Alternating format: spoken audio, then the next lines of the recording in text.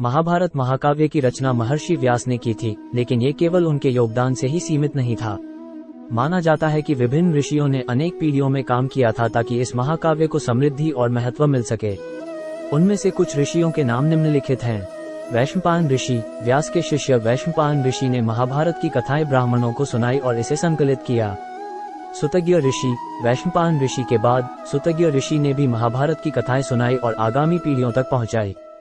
जैमिनी ऋषि। जैमिनी ऋषि ने महाभारत की अध्ययन शैली को सिद्ध किया और उसके महत्वपूर्ण प्रश्नों का समाधान किया।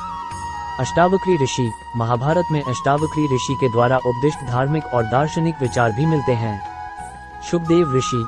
शुकदेव ऋषि ने भी महाभारत की कथाएं सुनाई और उन्होंने इसे अपने पिता व्यास की शिक्षाओं के साथ जोड़कर प्रस्तुत किया। ये ऋषियां महाभारत के समृद्धि में योगदान करने वाले थे और उनके संगठन और प्रयासों की वजह से यह एक अत्यंत महत्वपूर्ण और परिपूर्ण महाकाव्य बन सका। पांडवों का वनवास महाभारत के एक महत्वपूर्ण घटना है, जिसमें पांडव 13 वर्ष तक वन में वनवास और 1 वर्ष तक अज्ञातवास बिताने के लिए नियमित हुए थे। ये घटना महाभारत के विराट पर्व में वर्णित है।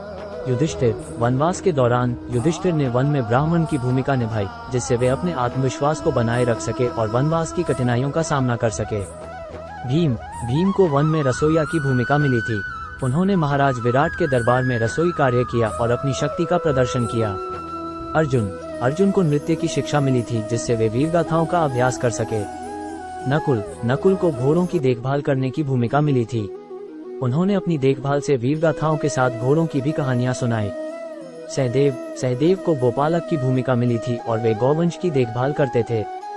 इन विभिन्न पहचानों के माध्यम से पांडव अपने अस्तित्व को छिपाकर रह सके और वनवास के दौरान उन्हें किसी प्रकार की संघर्ष या संकट का सामना नहीं करना पड़ा।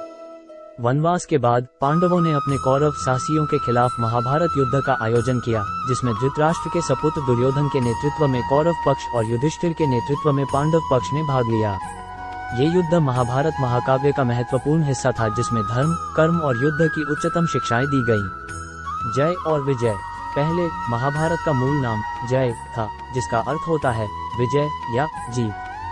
ये कथाएं मुख्य रूप से ब्राह्मणों के बीच विख्यात थीं।